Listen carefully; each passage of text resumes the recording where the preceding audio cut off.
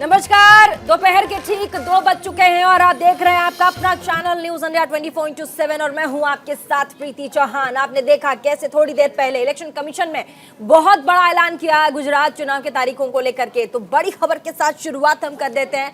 गुजरात विधानसभा चुनाव की तारीखों का आज ऐलान कर दिया गया है। गुजरात में 2 चरणों में मतदान होगा, विधानसभा चुनाव होगा। गुजरात में 1 और 5 दिसंबर को ये वोटिंग होगी। 1 और 5 दिसंबर, ये जो डेट है इसको याद रखिएगा। 1 दिसंबर को 89 सीटों पर डाले जाएंगे वोट, वहीं 5 दिसंबर को 93 सीटों पर वोटिंग होगी। 8 दिसंबर को गुजरात चुनाव के नतीजे आएंगे।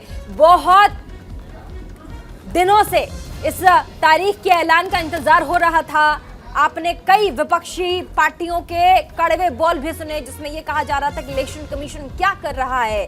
हिमाचल में जो विधानसभा चुनाव है उसकी तारीखों का ऐलान तो कर दिया इलेक्शन कमीशन ने, लेकिन गुजरात में जो इतना बड़ा मतदान होने जा रहा है लोकसभा चुनाव के लिए, एक बहुत बड़ा उसको फैक्टर देखा जा रहा था कि गुजरात से ही होकर 2024 के रास्ते तक सत्ता में सवार काबिज सरकार वहां तक पहुंचेगी। ऐसे में डेट्स क्यों नहीं आ रहे? लगातार इलेक्शन कमीशन को कटघरे में खड़ा कर दिया गया था, लेकिन ऐसे में आज इलेक्शन कमीशन के तरफ से अनाउंसमेंट किया गया और साथ ही प्रेस ब्रीफिंग में कहा गया है कि 2 चरणों में गुजरात के विधानसभा चुनाव को संपन्न कराया जाएगा। 2 चरणों में ये वोटिंग होंगे।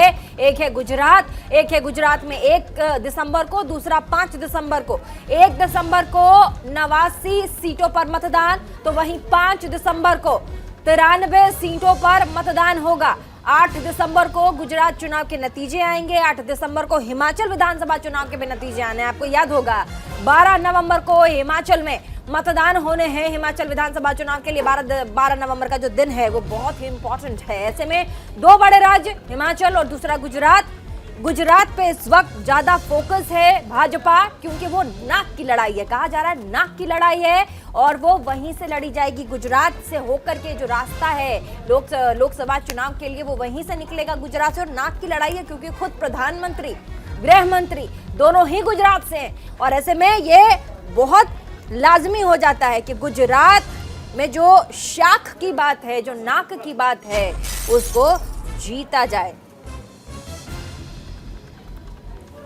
और ऐसे में हमारे साथ जो गेस्ट हैं, आज हम इसी प्रेस ब्रीफिंग और इलेक्शन कमीशन ने चुनाव की जो घोषणाएं की है, तारीखों की जो घोषणाएं हुई हैं, उस पर तमाम हमारे जो मेहमान हैं उनसे हम बातचीत कर लेते हैं और अपने मेहमानों से भी आपको मिलवा देते हैं। हमारे साथ बातचीत करने के लिए सबसे पहले शाहिद खान नेता है हमारे साथ, कांग्रेस के जुड़ चुके हैं। शाहिद खान, और एक एक करके हम आपको जुड़वाएंगे, लेकिन उससे पहले मुख्य चुनाव आयुक्त राजीव कुमार ने गुजरात विधानसभा चुनाव को लेकर के आज बहुत कुछ कहा है। साथ ही क्योंकि देखिए इलेक्शन कमीशन को सीधे सीधे कटघरे में खड़ा किया गया था, कहा जा रहा था कांग्रेस की तरफ से, कांग्रेस के बड़े नेता, साथ ही आम आदमी पार्टी भी लगातार जिस तरीके से भाजपा को, इलेक्शन कमीशन को कटघरे में खड़ा कर रही थी। तो ऐसे में आज इलेक्शन कमीशन ने डेट्स के अनाउंसमेंट के पहले बहुत कुछ कहा है। क्या कुछ कहा है ये आपके लिए जानना और सुनना बहुत जरूरी है। सबसे पहले शुरुआत आपको सुनवाते हैं इलेक्शन कमीशन में आज मुख्य चुनाव आयुक्त ने क्या कुछ कहा है।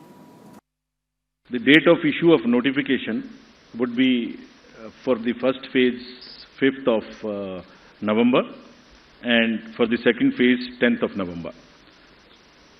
For making nominations, it would be 14th November for phase 1 and 17th November for phase 2. Date of for scrutiny of nominations would be November 15th and 18th respectively. Withdrawal would be November 17th and 21, and date of poll would be 1st and 5th, with the date of counting to coincide with Himachal Pradesh on 8th of December. And the entire process would be completed on 10th of December.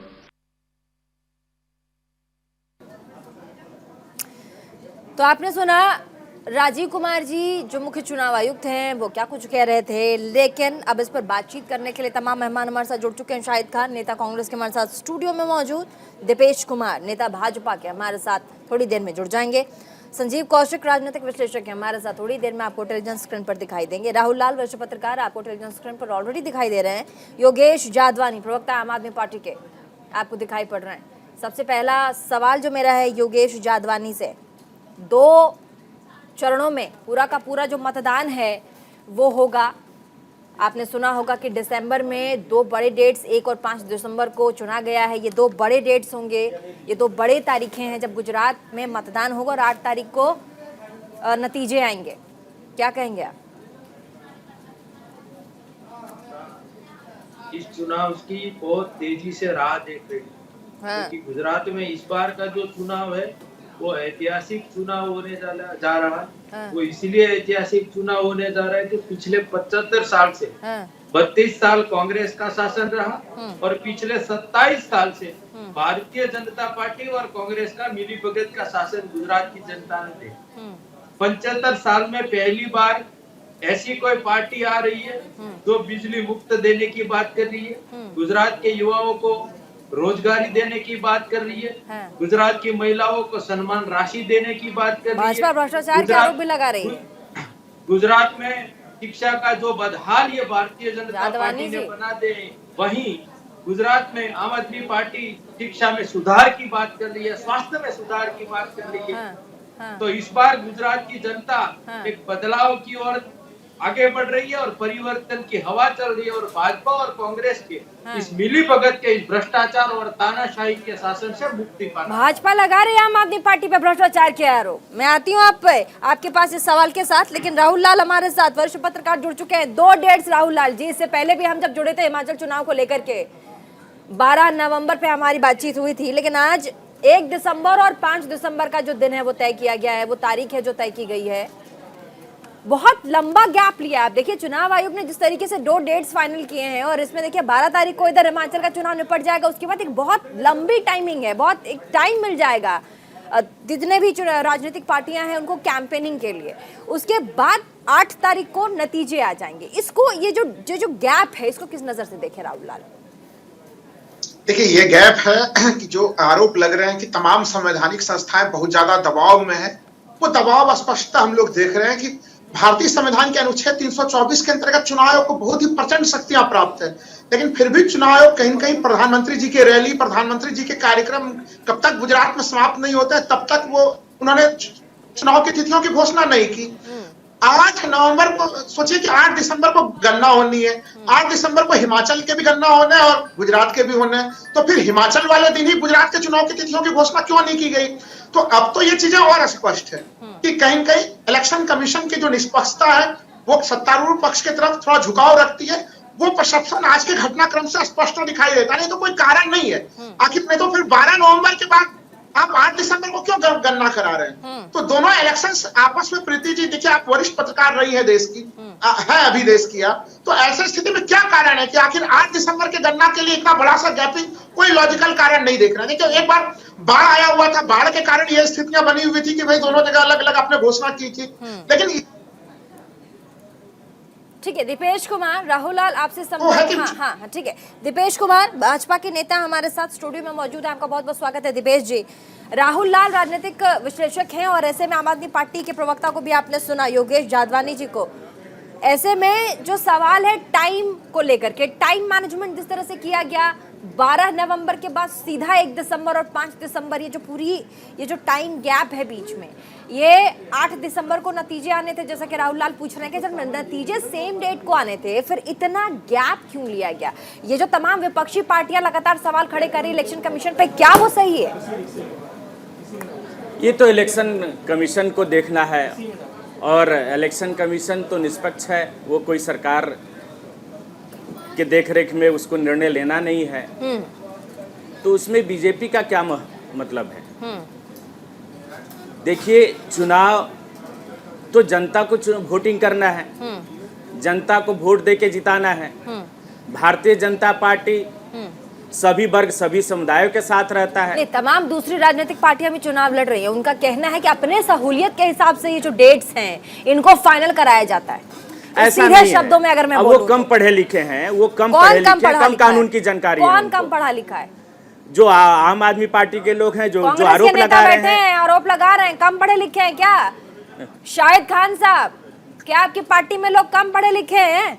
हाँ, मैं माननीय BJP के प्रवक्ता को याद दिला दूं, हमारी पार्टी में टेली टेम्परेचर नहीं बोला जाता है। हमारी पार्टी के लोग पढ़े लिखे हैं, वो बिना बिना किसी सपोर्ट के बोलते हैं, ये बात इनकी सच है। पर ये एक्चुअल में क्या है, जो अपना दायरा आदमी होता है ना, वो देखता है वही बोलता है। दूसरी बात मैं आपको बता दूं, देखिए जब एक ही सवाल को 4 लोग उठा रहे हैं तो आपको क्या ऐतराज है? और कौन नहीं देख रहा है इस बात को? कौन नहीं देख रहा है? मैं तो कहता हूं देश की प्रदेश की जनता से कि वो इन चीजों को नोट करें। आपके हिसाब से सारी चीज हो रही है। अगर ये चुनाव हो जाता, घोषणा हो जाती, तो क्या ऐतराज था आप बताइए? मैं तो आप ही से पूछ रहा हूँ, बीजेपी के प्रवक्ता महोदय बैठे हैं, बताइए क्या प्रॉब्लम थी हिमाचल के साथ अगर घोषणा हो जाती तो? क्या दिक्कत थी ऐसी? क्या दिक्कत थी ऐसी? बताइए ना, दीपेश कुमार जी। जनता के सामने रखिए। दीपेश कुमार जी, देखिए, इससे भारतीय जनता पार्टी का ना कोई मतलब है। हाँ। चुनाव आयोग इस पे निर्णय लेने के स्वतंत्र है। हाँ। तो इसमें भारतीय जनता पार्टी का तो कोई रोल है नहीं, सरकार का कोई रोल है नहीं। हाँ। पूरा देश और जो कानून जानता है उसको पता है ये आरोप निराधार है। आरोप लगाते रहेंगे। और देखिए, जनता के बीच की बात कीजिए, चुनाव के बीच जाना है, चुनाव आप लड़ने जा रहे हैं। आर्टिकल 324 के तहत पर्याप्त शक्तियां मिली हुई है, मानता हूं इस चीज को। लेकिन जब प्रधानमंत्री के तमाम कार्यक्रम समाप्त हो जाते हैं, हर चुनाव में हम लोग देख रहे हैं कि प्रधानमंत्री के कार्यक्रमों का चुनाव आयोग इंतजार करते हुए होता है, तो प्रत्यक्षम किम प्रमाणम। एक सिद्धांत की स्थिति है और एक व्यवहारिक स्थिति है। तो व्यवहारिक स्थिति में तो दिख रहा है ना कि भाई चुनाव आयोग प्रधानमंत्री के कार्यालय के दबाव में है। इसको स्वीकार करने में आपको क्या दिक्कत है? नहीं तो कहीं से लॉजिकल चीज है कि एक चुनाव 12 नवंबर को जब गुजरात के हिमाचल के चुनाव हो जाएंगे तो फिर वहां के जनता को 8 दिसंबर तक का इंतजार क्यों करवाया जा रहा है? तो स्पष्ट है कि दोनों चुनावों के ढांचे बिल्कुल एक ही ढांचे के साथ जुड़े गए थे, लेकिन केवल पीएमओ के दबाव में दोनों के चुनाव के कार्यक्रम की तिथियां अलग अलग रही। ये एकदम सामान्य। देखिए भाई साहब, आप ये आरोप लगाते रहेंगे, जनता देख रही है कि जनता को क्या करना है। जनता तो देखेगी कुछ चीजें तार्किक स्तर पर दिखती है कि नहीं दिखती है। मुझे नहीं पता जनता इस आधार पे वोट करेगी कि नहीं करेगी, मैं इसको वोटिंग का आधार नहीं बता रहा। लेकिन आप लोग ऐसे ही आरोप लगाते रहे और लेटर पे लेटर देते रहे कि ईवीएम में गड़बड़ी है, ईवीएम की गड़बड़ी के चलते। नहीं लगा रहा हूँ, एक गंभीर बात। और जब परिणाम आया फिर आप लोगों ने सारा चीज भूल गए कि अब ईवीएम में गड़बड़ी नहीं है, मान गए आप ईवीएम में गड़बड़ी। लेकिन एक सवाल जनता के विकास के बारे में सोचना नहीं है। एक सवाल मैं यहाँ लेना चाहूंगी। एक सवाल यहाँ ये भी है योगेश जादवानी जी और शाहिद खान जी दोनों से। एक सवाल यहाँ ये है कि अगर तैयारियां हैं दोनों ही बड़ी पार्टियों का, चाहे वो कांग्रेस हो या फिर आम आदमी पार्टी हो, तैयारियां हैं गुजरात इलेक्शंस के लिए, तो फिर डेट आगे पीछे हो ना, टाइम कितना भी लिया जाए। अगर जीत का है क्या आम आदमी पार्टी इस बार विन कर रही है या कांग्रेस पार्टी विन कर रही है, तो डेट से क्या फर्क पड़ता है? क्यों इलेक्शन कमीशन को बार बार टारगेट करना? शाहिद खान, उसके बाद जादवानी साहब। मैं आपको बता दूं डेट से क्या फर्क पड़ता है। हमारी तैयारियां जग जाहिर है सबको दिख रही हैं। हम तैयारी बिल्कुल जमीन पर रह कर रहे हैं। पिछली योजना में भी हमने माननीय प्रधानमंत्री को 70 सांसदों को 80 मिनिस्टरों को वहां पे रुला दिया था माइक पे, और हम ही लड़ाई में थे। जो ये 160 का और 170 का दम भरते थे, आंकड़ा नहीं छू पाए 100 का। अब मैं आपको तैयारी की बात बता दूं। मैं आपसे सवाल करना चाहता हूं और बीजेपी के महोदय से सवाल करना चाहता हूं, आपको क्या प्रॉब्लम है? अगर जब सारे के सारे दल इस चुनाव आयोग के इस डिसीजन पे उंगली उठा रहे हैं, तो आप कहीं ना कहीं शिल्पता तो हैं। देखिए एक बात तो बिल्कुल क्लियर है, 4 झूठे जब मिल जाते हैं तो एक सच्चा हार जाता है, पर वो कुछ समय के लिए हारता है, लंबे समय के लिए नहीं हारता है। ये मैं बीजेपी के लोगों को और जो इसमें संलिप्त लोग हैं उनको बता दूं, और ये क्लियर कट बात है, इन्होंने हार मान ली है। सारी तारीख कितनी आगे पीछे कर लें, मैं तो कहता हूं चुनाव आयोग के कान में जाके बात कर लें और 10 दिन पीछे हटा लें चुनाव को। लगा दें प्रधानमंत्री साहब की 20 रैलियां, लगा दें गृह मंत्री साहब की 25 रैलियां, सारे सांसद लगा दें गुजरात में। लेकिन आपको नहीं लगता चुनाव आयोग एक प्रोसेस से गुजरती है? किसी भी राज्य में जब चुनाव करवाना होता है तो there is a one process. उस प्रोसेस में तमाम चीजें फिल्टर होती हैं। इलेक्शन कब कराना है, कौन से डेट में कराना है, लोग तैयार हैं या नहीं, तैयारियां पूरी हैं या नहीं, वोटिंग सेंटर्स पर कितनी तैयारियां हैं, ये सब देखने के बाद चुनाव आयोग घोषणा करती है। क्या इनको नजरअंदाज किया जाएगा? क्या इसको साइडलाइन करना आपको लगता है कि इन तमाम जो प्रोसीजर्स हैं इनको साइडलाइन करके फौरन घोषित कर दिया जाए कि हाँ भैया फला डेट को चुनाव होने वाले हैं? क्या आपको लगता है ये तरीका सही होता? मैं आपसे एक पूछना चाहता हूं, क्या 10 दिन की तैयारी थी? क्या 10 दिन के पहले तैयारी नहीं थी? दीपेश कुमार जी जवाब देंगे। क्या मेरी बात सुनिए ना। हाँ। क्या 10 दिन की तैयारी थी? क्या उस तैयारी में सिर्फ 10 दिन लगे थे? क्या तैयारी सिर्फ हिमाचल में थी? उसके बाद हमारे पास टीम नहीं थी? हमारे पास लाखों ईवीएम है, हमारे पास करोड़ों कार्यकर्ता हैं, हमारे चुनाव आयोग की तरफ से काम करने वाले, हमारे पास अलग अलग जिले में हमारे पास निर्वाचन आयोग है। क्या तैयारी थी? ऐसी क्या प्रॉब्लम है 10 दिन आगे पीछे कर रहे हो आप लोग? क्या जरूरत है? जब 36 पार्टियां आपके डिसीजन पे क्वेश्चन में उठा रही हैं, तो स्वयं चुनाव आयोग को और सत्ताधारी दल को सरेंडर कर देना चाहिए और बोलना चाहिए भाई आप बिल्कुल निष्पक्ष हो और टाइम टू टाइम आप डिसीजन। देखिए 27 वर्षों से हम चुनाव जीतते आ रहे हैं और जनता हम पे भरोसा करती है। ये लाख चुनाव आयोग की बात कर लें, चुनाव आयोग से ना चुनाव जीतेंगे ना इससे कोई मतलब नहीं है। देखिए भाई साहब, जो चुनाव आयोग है वो निष्पक्ष है, वो अपना काम जो करने का तरीका है उस तरीके से काम करेगी। हमको ये करना चाहिए सभी पार्टियों को कि हम जनता के बीच जो हमारा मैनिफेस्टो है उस पे काम करना चाहिए। हम क्या करेंगे उसकी देख करनी चाहिए। अब आगे चुनाव की तैयारी कीजिए, इस पे करना चाहिए। ठीक है, हमारे साथ जादवानी जी भी हैं। जादवानी जी आप कुछ बोलिए। भाजपा के तैयारी आम आदमी पार्टी की कितनी है गुजरात को लेकर के? आम आदमी पार्टी कितनी तैयार दिखती है? क्योंकि एक तरफ जैसा कि दीपेश कुमार ने कहा, हमारी पार्टी है जो लगातार 20 से ज्यादा 27 सालों से जीतती आ रही है भाजपा गुजरात में, और दूसरी तरफ आम आदमी पार्टी है जो इलेक्शन लड़ने जा रहा है गुजरात में। वो केवल अपना हैसियत बचाने में लगा है। कितनी तैयारी आम आदमी पार्टी की? जादवानी साहब कितनी तैयारी? आम आदमी पार्टी ने अपने 108 कैंडिडेट जो है वो घोषित कर दिए है। पर मेन और अहम बड़ी बात यह है कि गुजरात की जनता इस बार राह देख रही है, क्योंकि गुजरात का इस बार का जो चुनाव है वो भाजपा के भ्रष्ट और अहंकारी नेता और गुजरात मुद्दे क्या है आम आदमी पार्टी के? आप शायद गुजरात से ही ताल्लुक रखते हैं। आप शायद गुजरात से, मैं अगर गलत नहीं तो आप शायद गुजरात से ताल्लुक रखते हैं। जी बिल्कुल। मुद्दा क्या है इस बार किन मुद्दों पर आम आदमी पार्टी चुनाव लड़ेगी और ये कॉन्फिडेंटली बोलेगी कि जी ये मुद्दे हैं और इन पर हम जीत कर सत्ता में काबिज होंगे, गुजरात में सरकार बनाएंगे? बताइए। भारतीय जनता पार्टी ने प्रवक्ता ने बताया कि 27 साल से भाजपा का गुजरात में शासन है। गुजरात की जनता देख रही है 27 साल के शासन में इन लोगों ने गुजरात की 7,000 सरकारी स्कूलों को बंद किया। 700 स्कूलों ऐसी है जिसमें एक टीचर पढ़ाई करवाता है।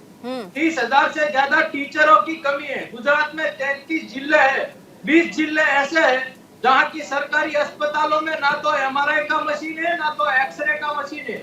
गुजरात में गुजरात सरकार के द्वारा जो परीक्षाएं ली जाती है उसमें से 14 परीक्षाओं में तो पेपर फूटे, मतलब 50 लाख से ज्यादा बेरोजगार युवा घूम रहे हैं। ये लोग महंगाई की बात करती है। आज पेट्रोल का दाम क्या है, आज डीजल का दाम क्या है, आज सब्जी के दाम क्या है, आज तेल के दाम क्या है।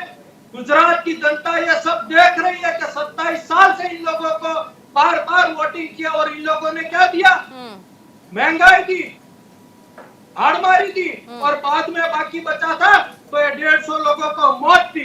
कि मौत देने का काम भी भारतीय जनता पार्टी के लोग करते हैं। इससे पहले गुजरात के सूरत में 30 बच्चे मर गए थे, वो इन लोगों के पाप के वजह से मरे थे। 150 लोग मरे इन लोगों के भ्रष्टाचार के पाप वजह से मरे। भाजपा के नेता हैं, जवाब देंगे दीपेश कुमार जी। बड़ा साइलेंट मोड में नजर आ रहे हैं आज भाजपा के नेता, आपको तो खुश होना चाहिए। बताइए आज के दिन अनाउंसमेंट हुआ है डेट्स का, इतने खामोश रहेंगे तो जनता के बीच मैसेज क्या जाएगा? एक तो सत्ता में काबिज और ऊपर से बड़ा ही एकदम साइलेंट और मौन धारण किए हुए। दीपेश जी ऐसे काम चलेगा? ऐसे नहीं चलेगा काम तो चलेगा विकास और गौरव और जनता के बीच काम करने का। और भाई साहब ने कहा कि वहां पुल टूट गया, तो पुल कोई भारतीय जनता पार्टी के लोग थोड़ी तोड़ दिए, वहां की पब्लिक ज्यादा उसको हिलाने डुलाने में लगी हुई थी। इसलिए शर्मनाक तर्क है ये। देखिए जो पब्लिक खुद जो ना, देखिए दीपेश जी, जो पब्लिक खुद एक तरह से मौत के मुंह में गई है उसी के ऊपर आप आरोप लगा के नहीं निकल सकता इस मामले में। आप वो झूलता पुल कुश्ती कर रही थी जनता। अरे भाई 5 साल 10 साल पुराना भारतीय जनता पार्टी के देश के प्रधानमंत्री नरेंद्र मोदी जी पहली बार बना था क्या? इसके पहले भी जब वो पुल था तो उसके ऊपर लोग के बीच गए, उसकी सहायता की। लोगों के ऊपर नहीं, आप एक चीज बताइए, उस पुल का फिटनेस सर्टिफिकेट नहीं था, 2 लाख रुपए आपका प्रशासन सोया दिए हुआ और था। घायलों को 50,000 रुपए दिए। भाई इससे उनका जान वापस आ जाएंगे। तो घायलों को 50,000 देने से, 2 लाख रुपया देने से जो 150 लोग वापस आ जाएंगे। भाई आप तो बुलडोजर से न्याय देने वाले लोगों में से हो ना। बुलडोजर कहाँ चलाएंगे आपका? भाई मौरवी का जो कंपनी और कंपनी, भाई उसके लोगों का नाम आप उनको गिरफ्तार नहीं करना चाह रहे हैं।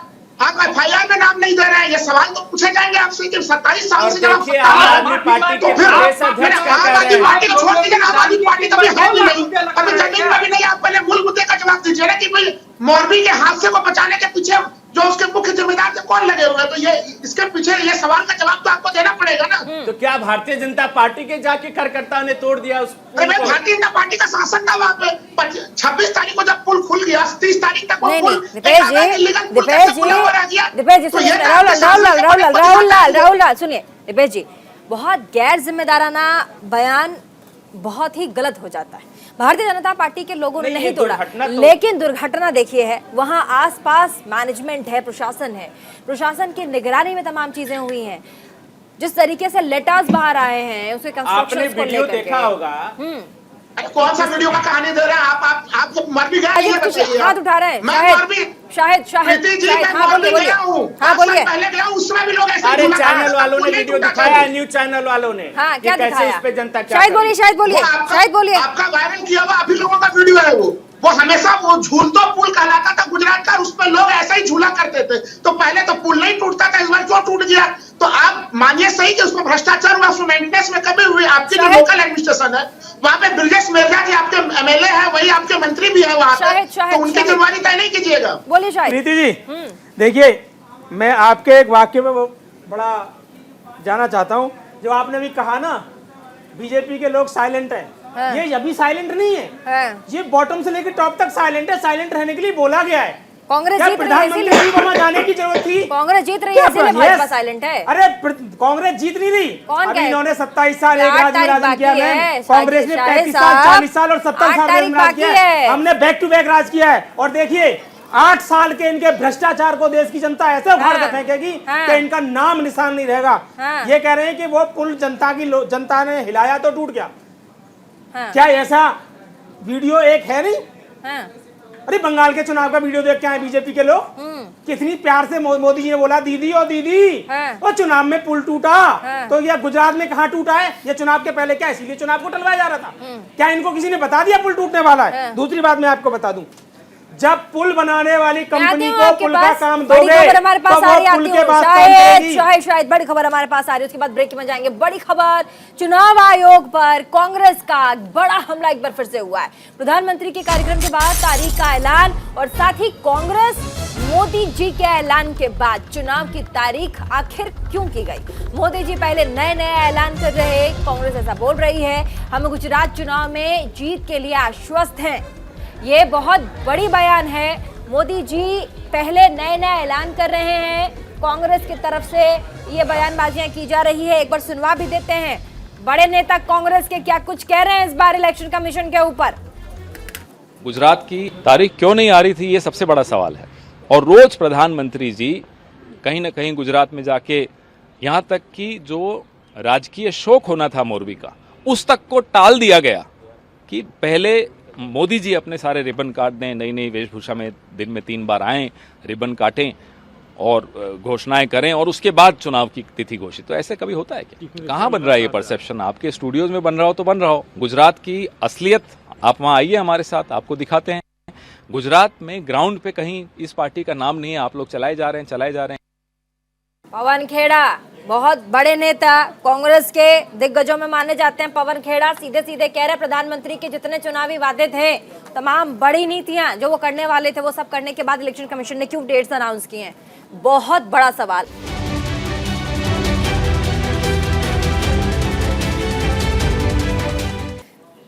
राहुल लाल जी, आपने अभी कांग्रेस के जो बड़े नेता थे उनकी बात को आपने सुना, उनकी बाइट आपको हमने सुनवाई, देश को सुनवाई। उन्होंने कहा कि प्रधानमंत्री के तमाम जो स्कीम्स थे वो लॉन्च हो गए, प्रधानमंत्री चले गए, प्रधानमंत्री बार गए और तमाम जो चीजें थी, तमाम जो वादे थे वो सब पूरे कर लिए गए। उसके बाद इलेक्शन कमीशन ने डेट्स फाइनल किए, डेट्स अनाउंस किए जिनका इंतजार लोग कर रहे थे। और उसके बाद ये तो साठ गांठ दिखाई पड़ता है, ऐसा कहना है पवन खेड़ा का।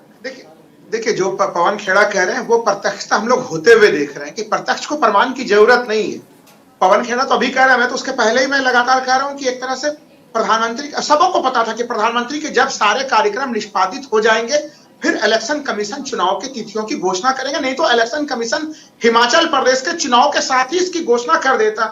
अब देखिए एक सवाल अभी आप बड़ा अच्छा सवाल ब्रेक के पहले आप पूछ रही थी नीति जी की क्या अंतर पड़ता है डेट की तिथियों में, डेट 10 दिन, डेट इधर है या उधर है, जिसको जनता पसंद करेगी वो तो चुन ही लिए जाएंगे। बिल्कुल सही आप कह रही है, लेकिन देखिए इलेक्शन कमीशन की क्या जिम्मेदारी है? इलेक्शन कमीशन की जिम्मेदारी है सबों को इक्वल प्लेटफॉर्म प्रदान करने की।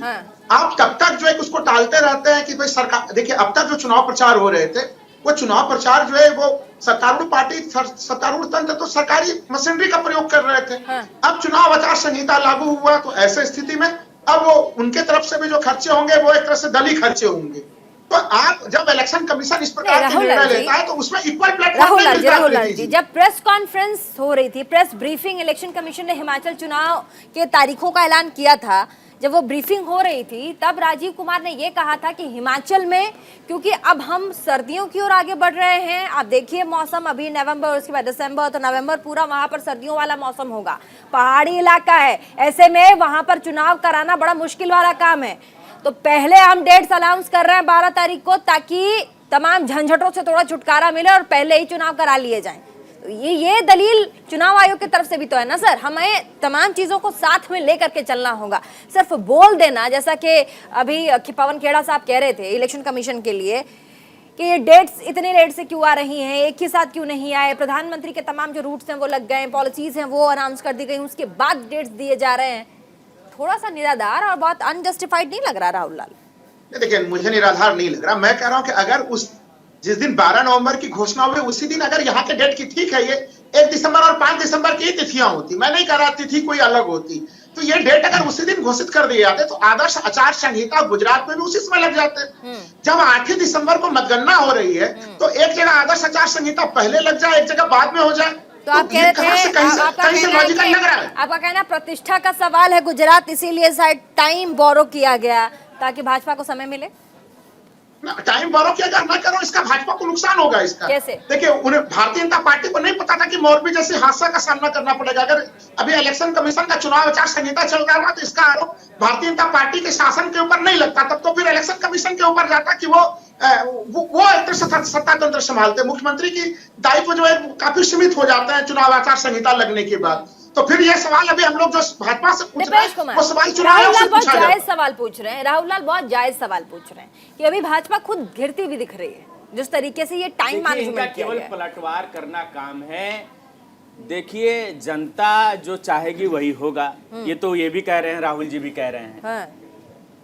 और केवल कांग्रेस अपना सरकार बनाने के चक्कर में है और ये बुरी तरह से कांग्रेस हार रही है। आम आदमी पार्टी केवल हैसियत बनाने में लगा हुआ है कि हम कुछ सीट जीत जाएं, लेकिन जनता जो है वो देख रहा है कि हमारा विकास कौन गुजरात का कर रहा है, कौन करने वाला है। उस हिसाब से देश की जनता या गुजरात की जनता परिणाम आने वाला है। गुजरात में हमारा पूर्ण बहुमत की सरकार बन रहा है, हम स्वीप कर रहे हैं। सर्वे भी कराई गई है, कई लोगों ने कराया है, न्यूज चैनलों ने कराया है, वो हमारे पक्ष में आ रहा है। पूर्ण बहुमत की सरकार, जिस भी सरकार की पूर्ण बहुमत की सरकार राज्य में अगर बनेगी वो तो बड़ा कॉन्फिडेंटली जवाब देगा टीवी पे। तमाम जितने यहाँ लोग बैठे हैं जो सवाल खड़े कर रहे हैं उनके ऊपर पता नहीं क्या क्या जवाब दे देते वो। बोलिए दिपेश जी। हमारा पूर्ण बहुमत की सरकार बन रही है, सभी चैनल वालों ने सर्वे करा लिया है। चैनल के पक्ष हमारे भारतीय जनता पार्टी के पक्ष में आ रहा है। जीत रही है भाजपा, जीत रही है, स्वीप कर रही है। कितनी सीटें आएंगी? 124 से लेकर 140 सीट तक। 124 140, ठीक है। योगेश जादवानी जी हैं, दिपेश कुमार जी को आप सुन रहे हैं, कह रहे हैं हम क्लीन स्वीप पे जाएंगे, 124 से 140 सीटें लेकर के आएंगे गुजरात में। योगेश, देखिए, इन लोगों को तो आप रात को 2 बजे भी उठाकर पूछेगी तो इन लोगों की बात ही ऐसी होगी कि हमको कहेंगे, सत्ता चाहिए, 300 पारा है। वोट चाहिए, कैसे सत्ता ली जाए, इतनी सीटें कैसे मिल जाए, यही इन लोगों का एजेंडा होता है। क्योंकि इनका जनता के साथ, मुद्दों के साथ कोई लेना देना अगर नहीं गलत भी क्या बस सत्ता से जनता के साथ ये तो ऐसे 27 साल से कैसे आ रही है भारतीय जनता पार्टी। हम आम आदमी पार्टी के जो प्रवक्ता हैं योगेश जी, मैं उनसे पूछना चाहता हूँ 27 साल से कैसे आ रही है भारतीय जनता पार्टी, कैसे जीतते आ रही है? लेकिन आपके सीट गिरते चले जा रहे हैं। आपका प्रवक्ता, आपके जो प्रदेश अध्यक्ष हैं, ये गुजरात के लोगों से कह रहे हैं कि देवी देवताओं को मत चढ़ावा चढ़ाओ, और आपके केजरीवाल जी मंदिर मंदिर घूम रहे हैं। भारतीय जनता पार्टी जो कहती है वो करती है, इसलिए उसको गुजरात की जनता बार बार जिताती है। आप बहुरूपिया है, बहुरूपिया। आप गुजरात में दिल्ली में कैसे लोगों को बरगलाया झूठ बोलकर, फिर वैसे ही पंजाब में जाकर लोगों को झूठ बोला। अब आप बहुरूपिया पर नहीं चलेगा। तरह तरह का भेष बदल रहे हैं आप समय समय पर। आप तुष्टीकरण की राजनीति करते हैं, गुजरात को लूट के सारे देश किसी खास व्यक्ति की राजनीति करते हैं। वो गुजरात को आज क्या मिला? भारतीय जनता पार्टी के पहले तुष्टीकरण की राजनीति कौन करता है? शाहिद खान, तुष्टीकरण की राजनीति कौन करता है? दीपेश कुमार कह रहे हैं कि आम आदमी पार्टी और कांग्रेस तुष्टीकरण की राजनीति करती है, भाजपा क्या करती है? देखिए, हमारे चुनाव की तैयारी की तारीफ तो मोदी जी कर चुके हैं। मोदी जी को सपने में भी हम नजर आते हैं। और मैं आपको एक बात बता दूं, अभी आप कह रहे थे हमारे वरिष्ठ पत्रकार हैं बेचारे इतनी हिम्मत से बोल रहे हैं, मैं तो इनकी हिम्मत को सलाम करता हूं। आज के वक्त में ऐसी पत्रकारिता है कहां जो आंख में आंख डाल के सवाल करे। अगर कुछ तैयारी नहीं थी तो मोदी जी के बैक टू बैक प्रोग्राम क्यों लगे वहां पे? अगर दाल में काला नहीं था इतने प्रोग्राम क्यों लगे? क्या इनके मुख्यमंत्री सक्षम नहीं है? क्या इनके पास कोई मिनिस्टर सक्षम नहीं है? सच्चाई ये है इनके पास एक आदमी है झूठ बोलने के लिए, वेश बदलने के लिए और दूसरे से बुलवा के अपने कान में माइक लगा के बोलने के लिए। इनके पास बोलने वाला भी नेता नहीं है। सच्चाई ये है कि ये बुरी तरह से हार रहे हैं। सारे तिकड़म लगा लो आप। मैं बीजेपी के लोगों से बोल रहा हूं, जितने तिकड़म लगाने लगा लो और चुनाव आयोग से जाके सेट कर लो और पीछे तारीख करवा लो, आय करा लो। मैम आप तो कह रही हो 60 गांठ है, भारत मैं तो कह रहा हूँ गांठ ही गांठ है। इतनी गांठें तो कभी किसी सत्ता में देखी नहीं। भारत से 5 राज्यों के चुनाव हुए कांग्रेस शासन में, सबकी तारीखें एक दिन हुई। 6 राज्यों के चुनाव हुए, तारीखें हुई। भारत जोड़ो यात्रा में चलने के लिए 60 किलो का वेट मेंटेन करना पड़ेगा। 120 किलो के आदमी की हिम्मत नहीं है। आप परिणाम देखिए, आप कैसा योगा कर रहे हैं? कैसा परिणाम आया? 120 किलो के योगा करके आपके 120 किलो सभा में आने वाला है गुजरात के विधानसभा। आपके नेता कहते हैं कि साइकिल चलाए जनता। अभी पर्यावरण के प्रोग्राम में, अरे आप साइकिल चलाओ ना। दक्षिण भारत में जाकर आप क्या बात कर रहे हो? आपके पास ऑप्शन नहीं है। जान चुकी है। मैं आपके चैनल के माध्यम से गुजरात के लोगों से, हिमाचल के लोगों से कहना चाहता हूँ, ये तो आप पहले ही तैयार हो जाइए। प्रधानमंत्री जी आ रहे हैं और आपको रोके दिखाएंगे। बोला था उन्होंने, रोइए जाके। भारत तोड़ो यात्रा निकालने वाले हैं। क्या बात कर रहे हो आप? तारीख आपके हिसाब से होंगी, चुनाव आपके हिसाब से होगा, ईवीएम आपके हिसाब से होंगी, गाड़ियों में आपकी पकड़ी जा रही है। 8 साल के शासन में आपने देश को क्या दिखा दिया? और एक बात मैं आपको बता दूं चौहान साहब, मैम, ये देश समझ चुका है बीजेपी को बहुत अच्छे से। इनका हारना हर चुनाव में क्लियर है। ये चुनाव आयोग के साथ 60 गांठ नहीं, इलेक्शन जीतने के सर्टिफिकेट बनवा ले। कांग्रेस के प्रवक्ता साहब से मैं पूछूंगा, चुनाव आने वाला है परिणाम 8 दिसंबर को, फिर हम इसी चैनल में मिलेंगे फिर आपसे और फिर आपसे पूछेंगे। योगेश आडवाणी जी भी होंगे। चैनल के मैनेजमेंट से 8 तारीख को मुझे जरूर बुलाया जाए भाई, ये मेरी रिक्वेस्ट है। हाँ। डिबेट पे 8 तारीख को जब इलेक्शन होगा मुझे जरूर बुलाएं। ठीक है, राहुल लाल जी भी होंगे हमारे साथ, जादवानी साहब भी होंगे। बड़ा मुस्कुराए जा रहे हैं जादवानी जी, कुछ कहना चाहेंगे? देखिए, इस चुनाव में डेटों की तो मान लो जो भी इन लोगों ने चुनाव आयोग के साथ मिलकर जो भी कर लिया हो, पर गुजरात की जनता चुनाव आयोग से आगे तो बढ़िए, कुछ इसमें नहीं रखा है। 27 साल से भारतीय जनता पार्टी नहीं देगी आपको। अब इससे आगे बढ़िए, आगे की बात करिए। और इतना तेजी से बदलाव मांग रही है क्योंकि गुजरात में इस बार ये डमरू बजाते रह जाओगे, मदारी दिखाते रह जाओगे और कोई लेकर उड़ जाएगा। और हर गुजराती के मन में आज खुशी है कि जल्दी से चुनाव की डेट हो गई, अब भाजपा को कैसे लताड़ा जाए और कैसे गुजरात में से भगाया जाए। अभी राहुल गांधी घूम घूम के मदारी दिखा रहे हैं, डमरू बजा बजा के। भारत मदारी दिखाने के लिए सुबह से विश्व की सबसे बड़ी पार्टी के प्रवक्ता ऐसे आकर नोटंकी की करते हैं, जनता देख रही है, ये पूरा देश देख रहा है। भारत जोड़ो यात्रा में आ जाए ना, हम तो कह रहे हैं बीजेपी जो दूसरी भारत जोड़ो यात्रा ऐसा लग रहा है आ जाएगा, समझ में आ जाएगा किसको कितना जन समर्थन। जैसे सब्जी मंडी में कोई आदमी बैठा है और वो सब्जी मंडी में अपना वो बेचता है ना, लेकिन योगेश जी आप कह रहे हैं कि भाजपा ने इन 8 सालों में, जैसे कि शाहिद जी भी कह रहे हैं कि क्या दिया देश को, भ्रष्टाचार, बेरोजगारी, तमाम जो आरोप हैं वो लगाए जा रहे हैं। ऐसे में भाजपा जो भ्रष्टाचार के आरोप लगा रही है वो आम आदमी पार्टी पे लगा रही है। सत्येंद्र जैन उनको लेकर के कितने बड़े खुलासे हुए हैं, और साथ ही भाजपा ने प्रेस ब्रीफिंग की है, प्रेस कॉन्फ्रेंस में कहा कि देखिए आम आदमी पार्टी तो सीधे सीधे भ्रष्टाचार में संलिप्त है। क्या कहेंगे? इन लोगों ने सारे आरोप आम आदमी पार्टी पे लगा लिए। तुंगलू कमेटी बनाकर 400 आप लोगों ने भी तो लगा लिए, चेक करवा लिए। भाजपा लगा रही है तो आम आदमी पार्टी भी तो लगा रही है। करवा लिए। सत्येंद्र जैन को 2 महीने तक जेल में बिठा कर रखा, क्या मिला? कोई सबूत नहीं होने पे उसको रिहा किया। मतलब भारतीय जनता पार्टी के पास देश को जो वादे किए थे, वादे के मुताबिक कोई काम नहीं किया, इसलिए वो किसी भी तरह से आम आदमी पार्टी को हैरान परेशान और बदनाम करने का काम वो कर रहे हैं, और वो करते रहेंगे। उनके पास सारी भारतीय जनता पार्टी ईमानदार की पार्टी है, और देश की जनता सब देख रही है। तो मनीष सिसोदिया तो बोल रहे हैं कि भाजपा वाले बोल रहे हैं मनीष सिसोदिया जी भाजपा में आ जाएं। सीबीआई के लोग लेके जा रहे हैं उनको अंदर कमरे में और बड़े बड़े दस्तावेज दिखा करके उनको कह रहे बहला फुसला करके आ जाइए भाजपा में मनीष सिसोदिया जी। क्यों, आप बताइए दीपेश जी। देखिए, भारतीय जनता पार्टी में ऐसे लोगों की जगह नहीं है जो भ्रष्ट लोग हैं, जो भ्रष्टाचार में लिप्त हैं। ये तो अपने तरफ से बनाकर कह रहे हैं। ऐसे लोगों की तो लंबी श्रृंखला है। कई सारे लोग तो कांग्रेस से, आपने जब आपको हेमंता बिश्व शर्मा के बारे में आपको ध्यान में होगा, जब वो कांग्रेस में थे तो आप लोग जल घोटाला का पूरा आरोप लगाते थे, किताब लिख डाली थी आप लोगों ने। और फिर अभी आप देखिए, आपने उनको असम का मुख्यमंत्री बनाया हुआ है कांग्रेस से लेके, तो ऐसे लिस्ट बनाइएगा तो लिस्ट बड़ी लंबी हो जाएगी। हमारा ईमानदार पार्टी है, हम भ्रष्टाचार में वही नहीं मैं कह रहा हूँ ना।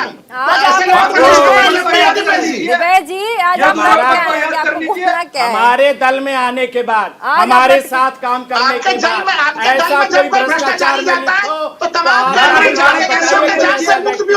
ऐसा कोई मुख्यमंत्री, ऐसा कोई पार्टी का नारायण राणे का नाम देख लीजिए। नारायण राणे जब तक आपके पार्टी में शामिल नहीं थे, ईडी और सीबीआई परेशान करती थी। आपने कभी सुना कि जब आपके पार्टी में चले गए उसके बाद ईडी और सीबीआई की जांच हुई नारायण राणे के ऊपर?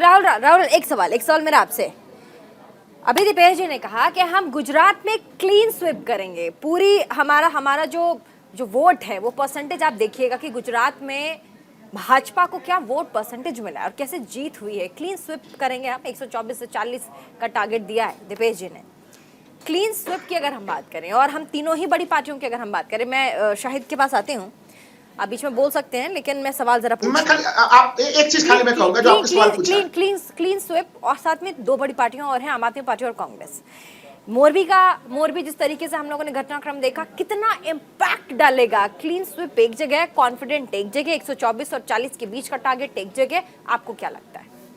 देखिए, मोरबी के घटनाक्रम का पूरा प्रभाव होगा, क्योंकि जिस तरह से इलेक्शन के भारतीय जनता के मेमोरी को कई बार कम माना जाता है, लेकिन ये इतनी बड़ी सी घटनाक्रम आखिरी समय में जिस तरह से घटी है ये, और इसको बराबर देखिए बीजेपी के लोग इसको चाहे जिस रूप में भी परिभाषित करें, वहां पे 27 वर्षों से ये शासन में है। मोरबी एक तरह से उस जगह पे वो कोई बड़ा सा जगह नहीं है। अगर 26 अक्टूबर को कोई पुल बिना फिटनेस सर्टिफिकेट के खुल गया वो लगातार, तो आखिर तब वो नगर पालिका ने उसको सील क्यों नहीं किया उसको? दूसरा सवाल कि आखिर वहां का जिला प्रशासन क्या कर रहा था? वहां के एक मंत्री जी जो विधायक भी है वहां के, ब्रिजेश मेरजा जी, फिर वो क्या कर रहे थे? तो सवाल बहुत बड़ा है। और अब तक देखिए, हम लोग तो जानते हैं कि भारतीय जनता पार्टी त्वरित तौर पर न्याय देती है, बुलडोजर न्याय का प्रणाली भी बीजेपी ने डेवलप किया है। तो फिर वो बुलडोजर कहाँ पे है? ये सवाल लोग पूछ रहे हैं। जब कहीं जा रहा हूँ तो वहां पे ये सवाल उठते आ रहे हैं। और दूसरा चीज की देखिए प्रीति जी, अगर 2002 में हम लोग देखते हैं 127 सीटें भारतीय जनता पार्टी को आई, 2007 में फिर वो 117 सीट हो गई, 2012 में 115 सीट हो गई, 2017 में 99 सीट हो गई। तो बीजेपी की सीटों का क्रम अगर हम लोग 2002 से अब तक देखते हैं तो वो लगातार घटता 17वें क्रम में आई है, बीजेपी के लिए चुनौती की चीज है। अभी यहाँ पे दीपेश जी जरूर बोल रहे थे कि राहुल गांधी कहाँ दक्षिण भारत में घूम रहे हैं, लेकिन दीपेश जी को याद रखना चाहिए कि माननीय प्रधानमंत्री जी ने खुद कहा था, गुजरात में ही कहा था कि कांग्रेस छुपे हुए तौर पर चुनाव प्रचार कर रही है, कांग्रेस से भी सावधान रहने की जरूरत है। माननीय प्रधानमंत्री जी का बयान है। क्लीन स्वीप पे क्या कहेंगे? क्लीन स्वीप की स्थिति जो बीजेपी कह रही है, मैं तो वही कह रहा हूँ, क्लीन स्वीप की स्थिति वहां पे किसी भी दल के लिए आने वाली नहीं लग रही है मेरे विचार से। बीजेपी का संख्याक्रम घट रहा है और विपक्ष वहां पे जाके पूरी तरह से उसको क्लीन स्वीप कर ले। देखिए, नारे लगाने आसान चीज होता है। आपको याद होगा कि बंगाल में भी बीजेपी कर रही थी कि हम 200+ सीटें लाएंगे हम, लेकिन ठीक है वो 377 पे पहुंचे, वो भी एक अच्छा खासा परिणाम रहा। लेकिन क्लीन स्वीप नारों के लिए एक अलग सी स्थिति है, जमीनी स्थिति में ये आसान नहीं है। शायद जी बोलिए। ईमानदारी की मिसाल भारतीय जनता पार्टी, मैं कुछ नाम आपको गिनवा दूं, उनमें एक नाम मुकुल रॉय भी है।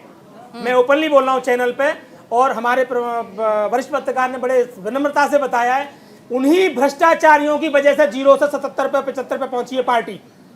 ये वो लोग हैं सत्ता के लिए, गठबंधन करने के लिए किसी से नहीं चूकते। इन्होंने महबूबा मुफ्ती की गोद में बैठकर सरकार बनाई है। इन्हीं की सरकार में पूरी दुनिया बंद पड़ी थी जब एक मौलाना साहब हमारे हाथ नहीं आए, आज तक नहीं आए। इन्हीं की सरकार में भ्रष्टाचारियों की लंबी लिस्ट है। सीबीआई का बिल्कुल ट्रैफिक रूल चल रहा है, पहले इधर वाले छोड़ दो, अब इधर वाले चलो, फिर इधर वाले छोड़ दो, इधर वाले चलो। राहुल गांधी जी को 50 घंटे बिठाया, क्या मिला? सोनिया जी को 50 घंटे बिठाया, क्या मिला? क्या अपने नेताओं को बिठाने की हिम्मत है? क्या मुकुल राय को बिठाने की हिम्मत है? बेईमानी की, ईमानदारी की बात करना चैनल पे तो आसान काम है, उसको प्रूफ करके दिखाओ। और क्लीन स्वीप की बात, इनके दिमाग का क्लीन स्वीप का जो भूत है ना, ये हिमाचल में और गुजरात में दोनों में निकल जाएगा।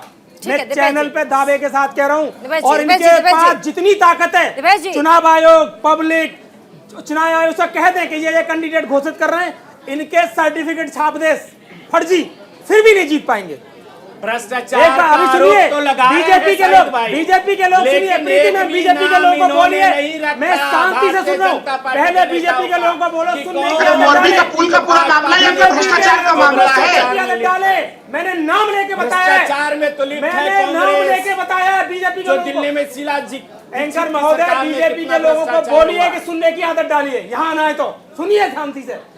गुजरात में चुनाव है, वेट कम कर दिया, पेट्रोल डीजल सस्ते हो गए। क्या यूपी में चुनाव आएगा जब वेट कम होगा? महाराष्ट्र में क्यों, हिमाचल में क्यों नहीं किया? उत्तराखंड में क्यों नहीं किया? एमपी में क्यों नहीं किया? और ये कहते हैं कि हमारी साठगांठ नहीं है। मैं कहता हूं इनकी हर सत्ता के जवाब में इनकी गांठ ही गांठ है। भ्रष्टाचार जिस दिन ये जाएंगे सत्ता से, ऐसे ही इस जीवन में सत्ता में वापस नहीं आएंगे। लोगों पे ओरेवा कंपनियों को के मालिकों को अब तक गिरफ्तार नहीं कर पा रहे, क्या मजबूरी है? थोड़ा इसके ऊपर भी प्रकाश डाल दीजिए ना। अगर भ्रष्टाचार में तो बड़ी लड़ाई आपको लड़नी है, योगेश जी, बुलडोजर को रास्ता नहीं दिख रहा है, रास्ता नहीं मिल रहा बुलडोजर को। योगेश जादवानी, मैं बता दूं, जिस मोरबी नगर पालिका में ये घटना हुई है, मोरबी शहर में घटना हुई है, वहाँ की 52 सीटें है नगर पालिका में। 52 की 52 सीटों भारतीय जनता पार्टी जीती। 150 साल से ये पुल चल रहा था। इन लोगों ने बिना टेंडरिंग किए किसी कंपनी को एग्रीमेंट के नाम पे दे दिया। और वो कंपनी का मालिक कौन है? केंद्रीय मंत्री जो पुरुषोत्तम रूपाला जी है, उसका समधी लगता है। आज तक भाजपा के सारे नेताओं के साथ उसके अच्छे खासे संबंध रहे और भाजपा को बहुत सारा फंड भी दिया हुआ है। फिटनेस सर्टिफिकेट ना मिलने के बावजूद 12 से 15 महीने के पास कोई प्रमाण है? कोई कागज के आए हैं? नगर पालिका परिषद के चेयरमैन ने खुद ही कहा, नगर पालिका परिषद के चेयरमैन ने कहा वो नगर पालिका मोरबी का संपत्ति है, वो और उसको अपने नगर पालिका मोरबी की संपत्ति है, उसको फिटनेस सर्टिफिकेट नहीं मिला था। ये तो पब्लिक डोमेन में है। नगर पालिका की चिट्ठी लिख के फाइनल राहुल लाल, फाइनल 1 और 5 दिसंबर को चुनाव फाइनल।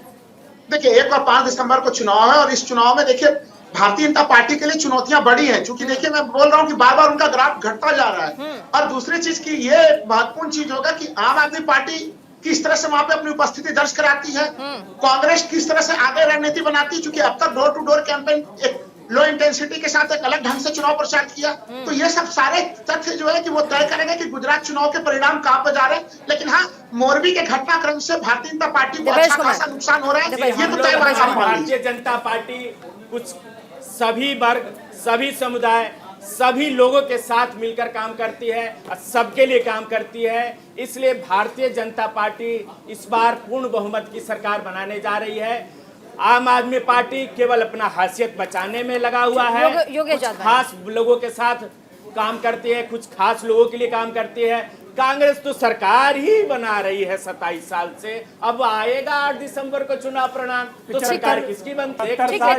कांग्रेस ने सरकार। शाहिद, उसके बाद योगेश जादवानी। शाहिद जी बोलिए, उसके बाद योगेश जादवानी। 70 साल चलाई है कांग्रेस ने सरकार, 70 साल। मोदी जी की जुबान दूब गई है 70 साल बोल बोल के। और ये कहने वाली बात नहीं है, नोट कर लीजिए। घड़ी बनाने वाले को पुल्ट बनाने का ठेका, राफेल बनाने वाले का ठेका किसको दिया?